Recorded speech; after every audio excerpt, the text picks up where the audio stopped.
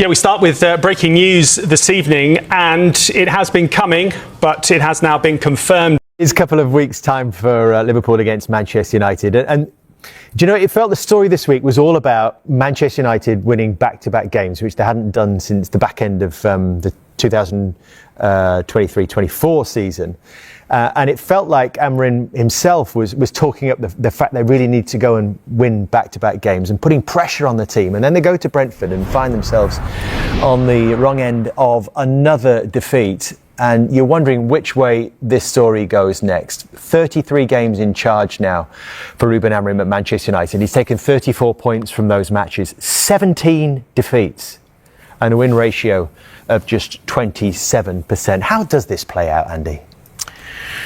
For me, I think it's difficult to see it changing. They don't seem to have any kind of flexibility. I think he's made it really clear that they're not going to change formation. Well, he keeps saying he needs time.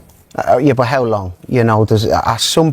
You know, I do believe in giving managers and coaches time, but I also believe that there has to be. You have to be seen to, or you have to be able to see the improvements. You have to be able to see, oh, like I can see where they're going with this. And I don't really see that with Man United. I'm seeing the same things this season that I've seen last season.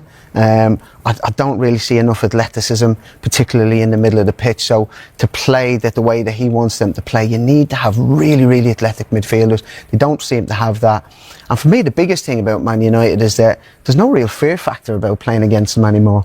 You know, Brentford, we played against Man United teams where, you know, you go to Old Trafford or even they're coming to you and you think, this is going to be a hell of a game today. It's not really that feeling. Teams are going into these games now thinking, we can beat these.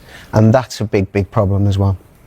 Yeah, I think, you know, they use the same shape as Crystal Palace, 5-2-3, and I just don't see them being a dominant force. So what's the difference? In that Explain shape. to us what's the difference. Well, Crystal Palace, the game is built on being solid and transitioning, and I don't see that being acceptable at Manchester United. I don't see you being able to be a Manchester United team that sits behind the ball and just transitions. You know, you need to go and dominate the game, and you need to take the ball. I don't think you see many top sides around Europe playing with a back five. Don't think you see many at all. So I'm still really interested to see how he does with it, because, you know, he's still obviously a work in progress. They've added a lot of players in the summer, but as Andy rightly says, there hasn't been real signs of improvement, and it looks tough for Amorim at the minute. You know, you see him having to do his press, and it looks like a real tough grind for him at this moment, which is not nice to see someone go through. And I hope he manages to turn it around, because I know he'll be giving every moment of every day to try and turn it around. And I hope they do, but it's going to need a big change for me. It's going to need something. They're going to need to put an unbelievable run of results together to start